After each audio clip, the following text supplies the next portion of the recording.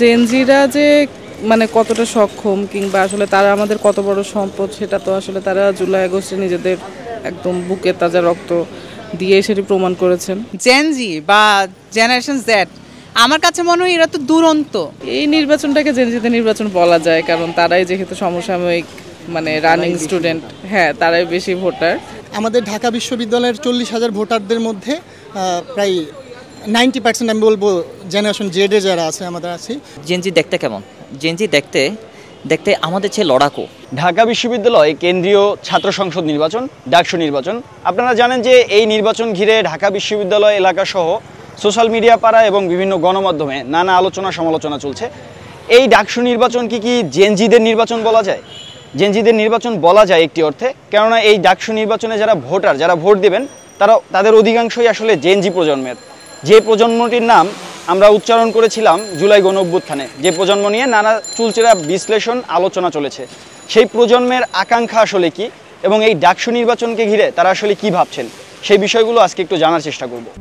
RICL TMX, যুগের পর যুগ স্থাপনা থাকে মজবুত। শুরুতেই আপনার নাম পরিচয়টা দেবেন এবং একটি প্রশ্ন এর সাথে থাকবে, সেটি হলো আপনি এর আগে কখনো নির্বাচনে ভোট দিয়েছেন কিনা? ধন্যবাদ। আমার নাম মোহাম্মদ ঈদুল ফয়সাল। আমি আইন নিয়ে পড়াশোনা করি, আইন নিয়ে গবেষণা করি। মানবাধিকার আইন আমার পাঠ্য। মানবাধিকার ও আইন বিষয়ক সম্পাদক পদেই লড়ছি। আর আমি কখনো ভোট দিই নাই। কখনো ভোট দেন? ভোটটা না দেওয়ার কারণটা যদি বলতেন। ভোট না দেওয়ার কারণ সুষ্ঠু নির্বাচন নাই এবং নির্বাচনই নাই।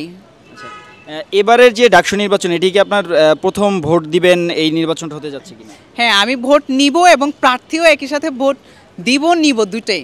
এবারই প্রথম আমার জন্য। আচ্ছা, একটু জানতে চাচ্ছি এই নির্বাচনে যারা ভোটার এবার যারা ভোট দিবেন তাদের অধিকাংশই জেনজি প্রজন্মের।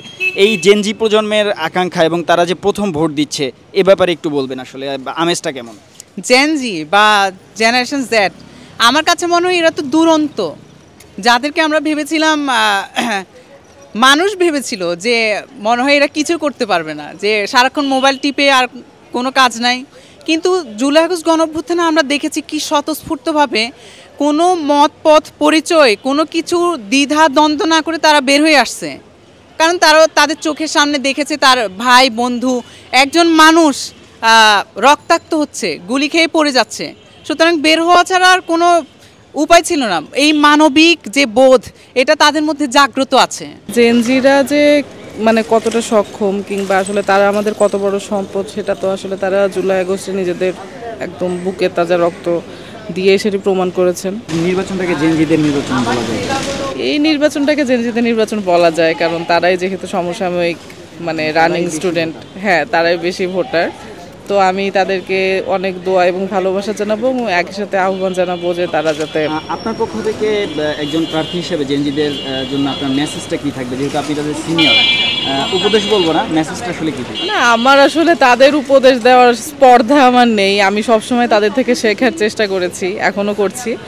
এবং তাদের প্রতি আমার যে মেসেজটা থাকবে সেটা হচ্ছে, আপনারা নিজেরা 24-এ সম্মুখ সারিতে নেতৃত্ব দিয়েছেন, আপনারা আমাদেরকে একটি ফ্যাসিবাদী কাঠামো থেকে মুক্ত করেছেন এবং মানে আপনাদের যুদ্ধ থেকে আমি আপনাদেরকে অনুরোধ করব যে আপনারা আসলে 71টাকেও আপনারা রিলেট করার চেষ্টা করবেন, যেহেতু আপনারা সরাসরি সম্মুখ সারিতে ছিলেন। এবং আপনাদেরকে বিনীতভাবে অনুরোধ করব যে আপনারা 71 এবং 24 দুই প্রশ্নে আপোষহীন থাকবেন এবং দেশের ভবিষ্যৎ নেতৃত্ব আপনারা যদি সঠিক পথে থাকেন তাহলে দেশটা সঠিক পথে থাকবে। তো আপনাদের জন্য প্রচুর দোয়া এবং ভালোবাসা। এইবার যে আমাদের জুলাই গণঅভ্যুত্থান হলো, আপনি জেনে থাকবেন যে এবারে এই জুলাই গণঅভ্যুত্থানের যে সূত্রপাতটা এটা কিন্তু ঢাকা বিশ্ববিদ্যালয়ে হয়েছিল এবং এইখানে নেতৃত্ব বলেন বা এই আন্দোলনকে ত্বরান্বিত করেন সব কাজগুলো কিন্তু আমাদের জেনারেশন জেড, যেটাকে জেনজি বলি আমরা, তাদের হাত ধরেই শুরু এবং পরবর্তীতে গোটা বাংলাদেশের আপামর ছাত্র জনতা, সাধারণ জনগণ সবাই কিন্তু নেমে এসেছিল। সো আমাদের ঢাকা বিশ্ববিদ্যালয়ের 40,000 ভোটারদের মধ্যে প্রায় 90% আমি বলবো জেনারেশন জেডে যারা আছে আমাদের আছি। সো আমার মনে হয় অভ্যুত্থান পরবর্তী ক্যাম্পাসে তাদের প্রতিনিধি বলেন বা তাদের নেতৃত্বে এমন কাউকেই চাইবে যারা হচ্ছে যোগ্য এবং নিজ নিজ অবস্থান থেকে বা যে পদে হচ্ছে নির্বাচন করছে এইখানে যারা কাজ করেছে এবং যারা পরবর্তীতে কাজ করতে পারবে যোগ্যতার ভিত্তিতে তারা আসলে ভোট দিবে। ডাকসুতে যে নির্বাচনটা হচ্ছে ডাকসু নির্বাচন, এটা জেনজিদের নির্বাচন। এখন জেনজি দেখতে কেমন? জেনজি দেখতে দেখতে আমাদের চেয়ে লড়াকু।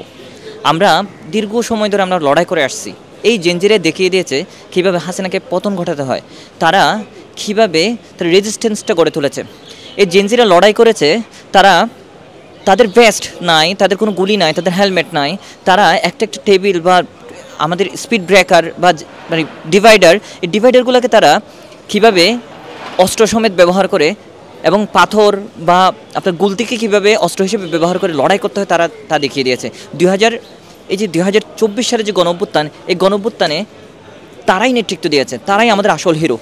আমি জেনজিদের উদ্দেশ্যে বলতে চাই যে তোমরা হচ্ছে যে ভোট দাও মানুষের যোগ্যতা দেখে, দলমত তো আসবেই, সারা জীবনই দেখবা এই জিনিসটাই হতে থাকবে। কিন্তু যে ডাকসু, যে সবার যে ইউনিক ইউনিক ইশতেহার, ইউনিক ইউনিক ভাষা, ইউনিক ইউনিক অ্যাপ্রোচ, ওটা দেখে একটু মানে নিজেকে নিজের মধ্যে কনসাসনেস নিয়ে আসার চেষ্টা করো, যাতে হচ্ছে যে তোমরা ভবিষ্যতে মানে চিন্তা করতে পারো রাষ্ট্র পরিচালনা কিভাবে হচ্ছে, কি হচ্ছে, কেন হচ্ছে, এই জিনিসগুলো বোঝার সক্ষমতা তোমাদের মাঝে তৈরি হয়।